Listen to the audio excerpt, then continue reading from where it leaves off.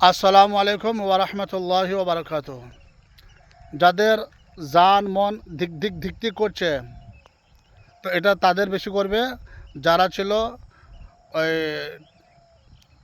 প্রাক্তন সরকারে, যারা চামচা ছিল, দালাল ছিল, যারা জনগণের হক মারত।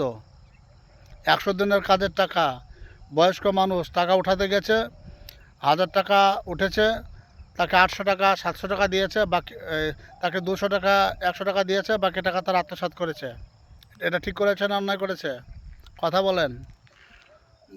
ঘরের কাজ, ঘর এসেছে 1,30,000 কিংবা 60,000 টাকা, তার মধ্যে তাকে দিয়েছে, আর সে বাকি অর্ধেক টাকা বা 30,000 বা তার থেকে আরও বেশি সে আত্মসাৎ করেছে। এটা ঠিক করেছে না অন্যায় করেছে? তাহলে এই কারো মেয়ের বিয়ে হবে, বিয়ের উপলক্ষে যে সরকার যে টাকা দিয়েছে, তার মধ্যে এই নেতাগুলো, পাতি নেতাগুলো, চামচাগুলো, এরা কিছু টাকা নিয়েছে আর কিছু টাকা দিয়েছে, কিছু টাকা আত্মসাৎ করেছে। তাহলে এগুলো কি ঠিক করেছে না অন্যায় করেছে? অন্যায় আল্লাহ সহ্য করবে না। মানুষের হক নষ্ট করা আল্লাহ পছন্দ করে না।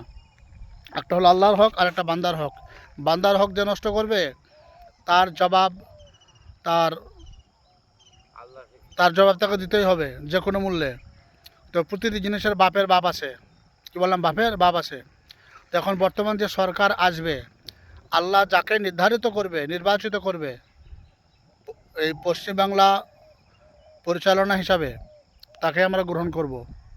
আমরা আশা রাখব যে সরকারই আসবে, সে জাতি ধর্ম বর্ণ নির্বিশেষে সকলের উদ্দেশ্যে দেশের উন্নয়ন করবে, এবং চিকিৎসা ব্যবস্থা, শিক্ষা ব্যবস্থা, কাজকর্মের বিষয়ে প্রতিটি বিষয়ের উপর, রাস্তাঘাট, স্কুল কলেজ, সব কিছুর পরিষেবা এবং যথারীতি প্রতিটি কাজের প্রতি তারা লক্ষ্য রাখবে, এবং তারা দেশের বা বিশেষ করে পশ্চিমবাংলা তারা উন্নয়ন করবে। এটাই আমরা আশা রাখবো ইনশাআল্লাহ।